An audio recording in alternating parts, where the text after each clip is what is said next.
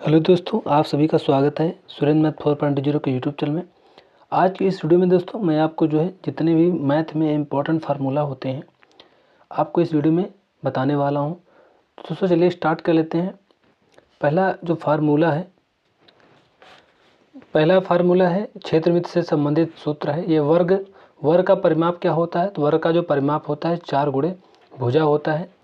वर्ग का क्षेत्रफल जो होता है भुजा होता है। और अगर वर्ग का क्षेत्रफल पूछा जाए तो इसमें विकर्ण अगर दिए जाते हैं तो 1/2 विकर्णों का गुणनफल होता है, यानी 1/2 d1 इंटू d2। ये विकर्ण है, पहला जो विकर्ण, दूसरा विकर्ण। नेक्स्ट है वर्ग का विकर्ण अगर पूछा निकालने का हो तो उसमें आपको एक भुजा कोई दी जाएगी और गुणे √2 कर दीजिएगा तो आपका जो है वर्ग का विकर्ण निकल आएगा। आयत की बात करें तो आयत का जो परिमाप होता है ये होता है 2 ब्रैकेट के अंदर लंबाई प्लस चौड़ाई। और आयत का जो क्षेत्रफल होता है ये होता है लंबाई गुणे चौड़ाई। और आयत का विकर्ण अगर निकालना हो तो √ लंबाई का स्क्वायर प्लस चौड़ाई का स्क्वायर जो है कर दोगे तो आयत का विकर्ण निकल आएगा। नेक्स्ट है वृत्त का जो क्षेत्रफल अगर निकालने का हो तो πr², इसका जो है फार्मूला होता है। वृत्त का क्षेत्रफल πr² होता है। वृत्त की अगर परिधि निकालना हो तो 2πr होता है इसका फार्मूला। नेक्स्ट है गोला का पृष्ठीय क्षेत्रफल। गोला का जो पृष्ठीय क्षेत्रफल होता है 4πr² होता है। गोला का पृष्ठीय क्षेत्रफल होता है 4πr²। गोला का जो आयतन होता है ये 4/3 πr³ होता है। आप लोग इसको ध्यान से एक बार जो है देख लीजिएगा जिससे कि ये आपके तैयार हो जाए। गोला का संपूर्ण पृष्ठीय क्षेत्रफल होता है 4πr²। संपूर्ण की बात करें तो 4πr²।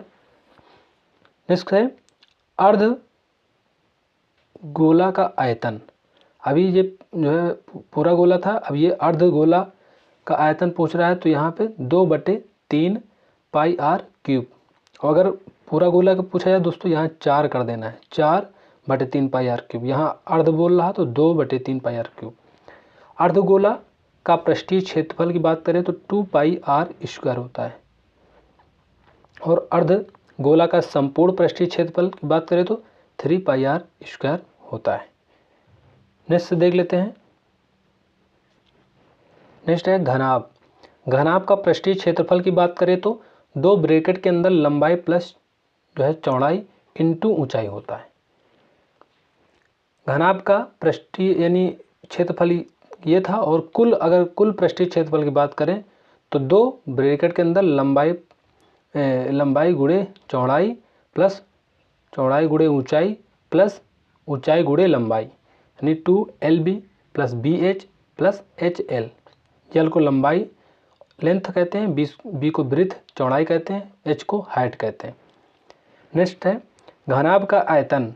घनाभ का जो आयतन होता है LBH होता है, यानी लंबाई गुणे चौड़ाई गुणे ऊंचाई।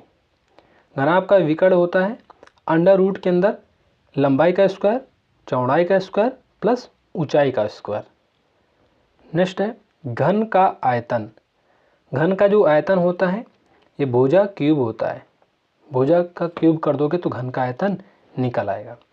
घन का पृष्ठीय क्षेत्रफल होता है 4a², यानी ए भुजा को बोलते हैं तो यानी घन का पृष्ठीय क्षेत्रफल होता है 4 भुजा स्क्वायर, ये भी बोल सकते हैं।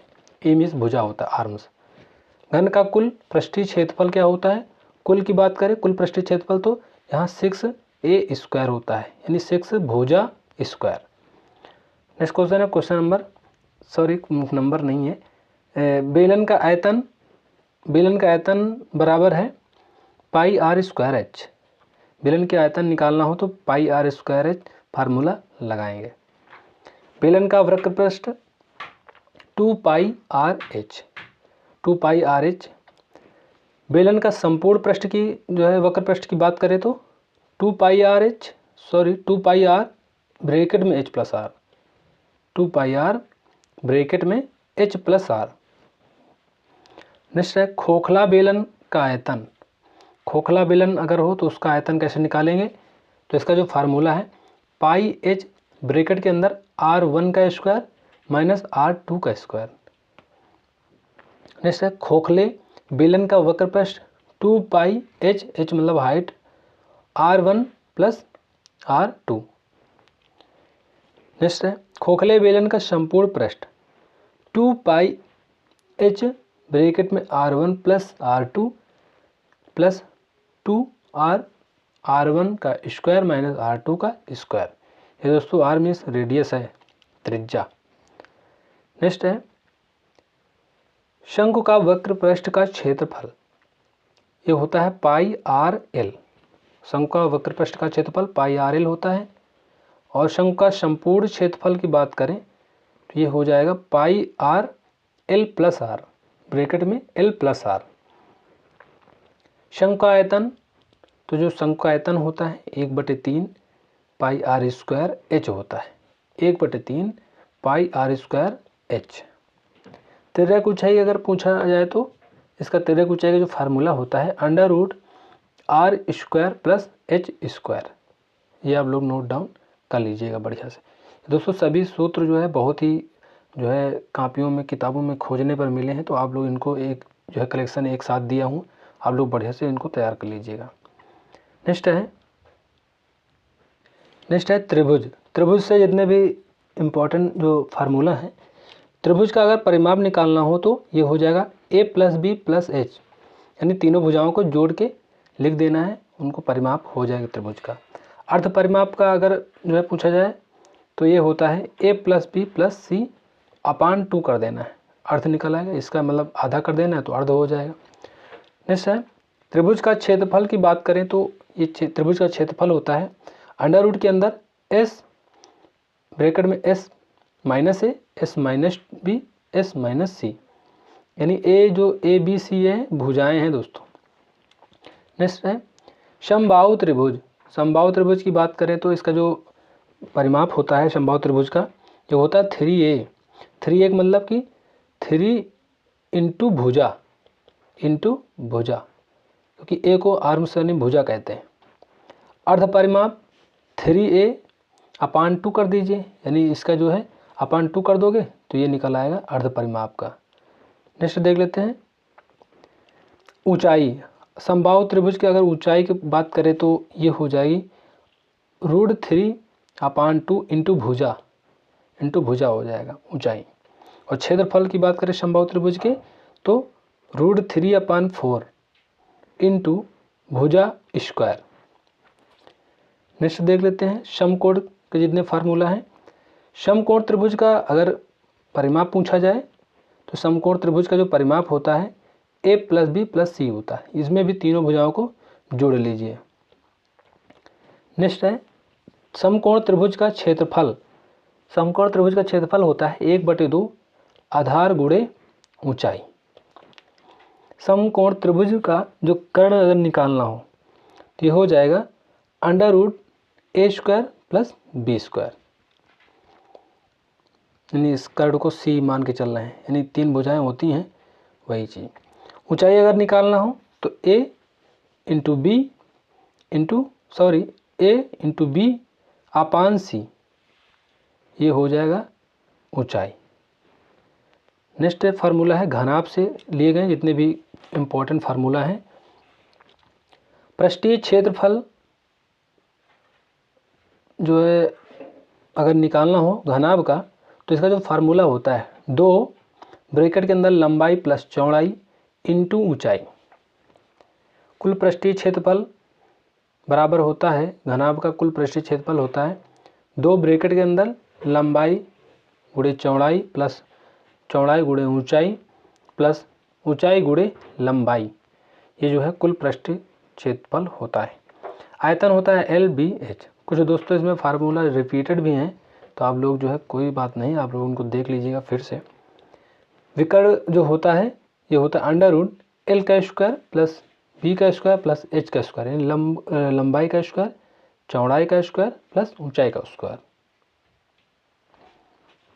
वृत्त से जितने भी इम्पोर्टेंट फार्मूला हैं, पहला वृत्त का क्षेत्रफल अगर पूछा जाए तो पाई आर स्क्वायर हो जाता है। वृत्त का जो क्षेत्रफल है पाई आर स्क्वायर, वृत्त की परिधि 2 पाई आर हो जाएगा। अर्धवृत्त का क्षेत्रफल अगर पूछा जाए तो पाई आर स्क्वायर अपान 2 कर दीजिए, इसका जो है अपान 2 कर दीजिएगा तो अर्धवृत्त का क्षेत्रफल निकल आएगा। अर्धवृत्त की परिधि पूछा जाए तो इसमें 2 पाई आर होता है परिधि में, इसमें अर्धवृत्त में जो है pi r plus 2r, pi r plus 2r ये अर्धवृत्त की परिधि होती है। चतुर्भुज का जो फार्मूला होता है क्षेत्रफल का, चतुर्भुज का जो क्षेत्रफल होता है 1/2 विकर्ण गुणे विकर्ण पर डाले गए लंब का योग, ये जो चतुर्भुज क्षेत्रफल होता है। आयत की बात करें तो आयत का ये रिपीट है फार्मूला है, तो क्षेत्रफल है लंबाई गुणे चौड़ाई और परिमाप है 2 ब्रैकेट में लंबाई प्लस चौड़ाई। विकर्ण है √L का स्क्वायर प्लस 20 का स्क्वायर, इसको हम लोगों ने पीछे डिस्कस कर लिया है, ये भी डिस्कस कर लिया है। वर्ग का क्षेत्रफल होता है भुजा स्क्वायर, वर्ग का परिमाप होता है 4 गुणे भुजा, विकर्ण होता है 4 गुणे ए यानी ए भुजा इंटू √2, ये होता है वर्ग का विकर्ण। नेक्स्ट है समचतुर्भुज, क्षेत्रफल होता है 1/2 D1 इंटू D2, यानी ये विकर्ण है, पहला विकर्ण इंटू दूसरा विकर्ण। परिमाप समचतुर्भुज का 4a होता है। घन का है a क्यूब यानी भुजा क्यूब होता है आयतन, पृष्ठीय क्षेत्रफल होता है 4 गुणे भुजा स्क्वायर, कुल पृष्ठीय क्षेत्रफल 6 गुणे भुजा स्क्वायर और विकर्ण होता है √3 इंटू भुजा। तो हम लोग जो है बहुत ही इंपॉर्टेंट जो भी फार्मूला होते हैं उनको भी डिस्कस करने वाले हैं। तो प्रथम अगर n ये नंबर सिस्टम के हैं, प्रथम n प्राकृतिक संख्या का योग अगर पूछा जाए तो इसका जो फार्मूला होता है n प्राकृतिक संख्याओं का योग का n+1 ब्रैकेट के अंदर n+1 ब्रैकेट के अंदर होता है। प्रथम n प्राकृतिक संख्याओं के वर्गों का योग अगर पूछा जाए, प्राकृतिक संख्याओं के वर्गों का योग वर्गों का इसमें लिखा हुआ है तो इसका हो जाएगा n+1 2n+1 अपान 6 होता है। नेक्स्ट देख लेते हैं, प्रथम n प्राकृतिक सम, जो प्राकृतिक सम नहीं है संख्या है, प्राकृतिक संख्या के घनों का योग, अभी वर्ग का था, अब यह घनों का योग अगर निकालना हो तो n+1 अपान 2 का होल स्क्वायर, n+1 अपान 2 का होल स्क्वायर। नेक्स्ट देख लेते हैं सम पूर्णांकों का योगफल, अगर सम संख्याएं दी गई हों तो उनका योगफल कैसे निकालेंगे, तो n+1। विषम पूर्णांकों का योगफल निकालना हो तो n का स्क्वायर कर दीजिएगा, विषम पूर्णांकों का योगफल निकाल आएगा। एक फार्मूला बहुत इंपॉर्टेंट होता है ये नंबर सिस्टम में, 2 पैर वाले अगर दिया जाए 4 पैर वाले दिया जाए तो ये जो क्वेश्चन बनते हैं आप लोग पढ़े होंगे, तो इसमें 2 पैर वाले बराबर होता है फार्मूला, 2 पैर वाले बराबर सिर गुणे 2 माइनस पैर बटे 2 कर दीजिएगा, यानी जितने सिर हो उनका गुणा 2 से करा के और माइनस जितने पैर हो ऊपर लिखना है और नीचे 2 कर देना है। ये जो सॉल्व कर लेना है, यहाँ पे 2 पैर वाले की संख्या निकल आएगी। और यदि आपको 4 पैर वाले निकालना हो तो यहाँ पे 4 पैर बराबर जितने हेड हो जितने सिर हो उनको लिखना है, माइनस जितने जो है लेग हो उनको लिखना है और नीचे 2 कर देना है। इसको सॉल्व करके ये 4 पैर वाले उसकी संख्या निकल आएगी। साधारण ब्याज बहुत पूछा जाता है, तो साधारण ब्याज अगर निकालना हो तो ये फार्मूला होता है साधारण ब्याज बराबर PRT अपान 100, यानी मूलधन जो है दर इंटू टाइम अपान 100, फार्मूला होता है साधारण ब्याज का। चक्रवृद्धि का ब्याज का जो फार्मूला होता है P यानी मूलधन ब्रैकेट में 1 प्लस R यानी दर बटे 100 इन ब्रेक और पावर टाइम -1, चक्रवृद्धि ब्याज का फार्मूला होता है। चक्रवृद्धि मिश्रधन की बात करें तो मूलधन 1 प्लस R अपान 100 की पावर T, ये हो जाएगा चक्रवृद्धि मिश्रधन। ये दोस्तों इसमें एक सवाल पूछा ही जाता है लगभग हर परीक्षाओं में कि 2 साल में CI SI के बीच का अंतर निकालना होता है, तो ये फार्मूला ये लगेगा CI यानी CI माइनस SI साधारण ब्याज माइनस चक्रवृद्धि ब्याज बराबर मूलधन दर बटे 100 की पावर 2। ये फार्मूला आप लगा दीजिएगा तो 2 साल का तो चक्रवृद्धि ब्याज और सदा ब्याज का अंतर निकाल आएगा। 3 साल का अगर पूछ लेता है तो ये फार्मूला आपको लगाना है, अंतर चक्रवृद्धि ब्याज और सदा ब्याज का, तो ये लिखा डिफरेंस P यानी मूलधन दर अपान 100 का पावर 2 300 प्लस R अपान 100। ये जो है 3 साल का चक्रवृद्धि ब्याज और सदा ब्याज का जो है सूत्र है, अंतर का सूत्र है। नेक्स्ट जो फार्मूला है वर्ग सूत्र प्रमुख ये जो दिए गए हैं इनको देख लेते हैं। ए स्क्वायर प्लस बी स्क्वायर का फार्मूला क्या होता है, तो पहले ब्रैकेट में ए प्लस बी का होल स्क्वायर, दूसरे में माइनस 2ab होता है। ए स्क्वायर प्लस बी स्क्वायर जो फार्मूला होता है ए प्लस बी का होल स्क्वायर माइनस 2ab होता है, और ए स्क्वायर माइनस बी स्क्वायर क्या होता है, पहले ब्रैकेट में ए प्लस बी, दूसरे ब्रैकेट में ए माइनस बी होता है। नेक्स्ट है ए प्लस बी का होल स्क्वायर क्या होता है, यानी ए प्लस बी का होल स्क्वायर जो है प्लस ए माइनस बी का होल स्क्वायर। इसमें दूसरा फार्मूला है ए प्लस बी का होल स्क्वायर प्लस ए माइनस बी का होल स्क्वायर होता है, तो ब्रैकेट के अंदर ए स्क्वायर प्लस बी स्क्वायर। ए प्लस बी का होल स्क्वायर प्लस ए माइनस बी का होल स्क्वायर अपान ए स्क्वायर प्लस बी स्क्वायर, ये डायरेक्ट आते हैं क्वेश्चन इससे, तो इसका 2 हो जाता है। ऊपर ए प्लस बी का होल स्क्वायर हो और प्लस ए माइनस बी का होल स्क्वायर हो अपान ए स्क्वायर प्लस बी स्क्वायर हो, तो उसका आंसर 2 हो जाता है। आप डायरेक्टली इसको याद कर लीजिएगा, बहुत पूछे जाने वाले फार्मूला हैं, इस पर क्वेश्चन बनते हैं। ए प्लस बी का whole square minus A minus B का होल स्क्वायर, ये 4ab के बराबर होता है। ए प्लस बी का whole square minus A minus B का होल स्क्वायर, ये जो है 4ab के बराबर होता है। ए प्लस बी का whole square minus A minus B का whole square upon A B, ये जो है 4 के बराबर होता है। नेक्स्ट देख लेते हैं दोस्तों, ये लाभ हानि में बहुत पूछा जाने वाला फार्मूला है, सक्सेसिव मेथड ये करके एक फार्मूला होता है। अगर इंक्रीज हो यानी जो है लाभ हो, तो लाभ हो या फिर डिस्काउंट हो, तो यहाँ पे इसका जो फार्मूला होता है x plus y plus x plus y plus x y upon 100, ये करोगे तो ये इंक्रीज यानी लाभ निकल आएगा। और जो है हानि यहाँ से निकालना हो तो x plus y minus x y upon 100 कर दीजिएगा तो डिस्काउंट निकल आएगा, डिस्क्रीज यानी हानि निकल आएगी। चाल बराबर होता है दूरी बटे समय, ये आपको याद होगा, चाल बराबर दूरी बटे समय। और अगर यहाँ पे समय बराबर पूछा जाए तो समय बराबर हो जाएगा दूरी बटे चाल हो जाएगा, और दूरी बराबर पूछा जाए तो चाल इंटू समय हो जाएगा। यहाँ से 3 फार्मूले बन जाते हैं। नेक्स्ट ये बहुत इसमें मैथ में पूछा जाने वाला जो है फार्मूला के जो है सवाल पूछे जाते हैं फार्मूला बेस पे।